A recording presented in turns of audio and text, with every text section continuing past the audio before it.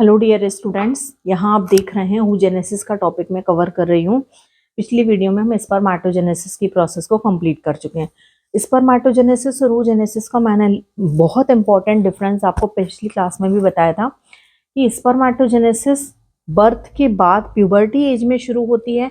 oogenesis की process birth के पहले, मतलब कोई फीमेल यदि प्रेग्नेंट है, उसकी बॉडी में जो सेक्स का कंसीव हुआ है वो यदि फीमेल है तो उसकी बॉडी में जो ओवा सेल्स हैं वो बर्थ के पहले, मतलब बिफोर बर्थ एम्ब्रियोनिक फेज में ही डेवलप होना शुरू हो जाते हैं, जिन्हें हम ओवा सेल्स के नाम से जानते हैं।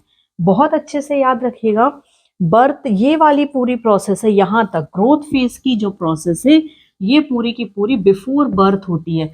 मतलब बर्थ के समय पे जब प्रेग्नेंट फीमेल में बर्थ होता है, मतलब बच्चे का जन्म होता है, उस समय पे बॉडी में लगभग 450 से 500 ओवा सेल्स बॉडी में पाए जाते हैं। अब सबसे पहले ओवा सेल्स की प्रोसेस हुई थी तो शुरू वहां पे रुक गई बर्थ, क्योंकि प्यूबर्टी एज नहीं है, हार्मोनल चेंजेस नहीं हुआ बॉडी में। अब वो 450 से 500 ओवा सेल बॉडी में प्री मैच्योर कंडीशन में पड़े हुए हैं। जैसे प्यूबर्टी एज फीमेल में आती है तो ये वाले जो ओवा सेल्स हैं वो मैच्योर होना शुरू होते हैं।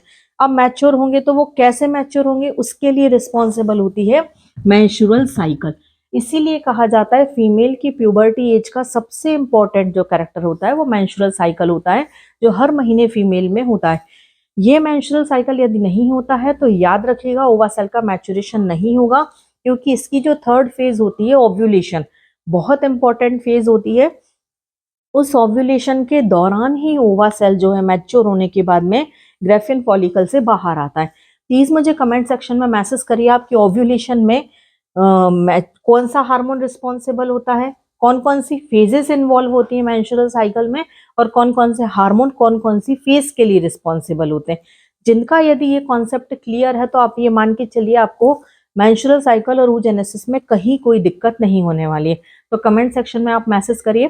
तो उसमें जो ओवम बन के तैयार हुआ है वो ओवम यही होता है।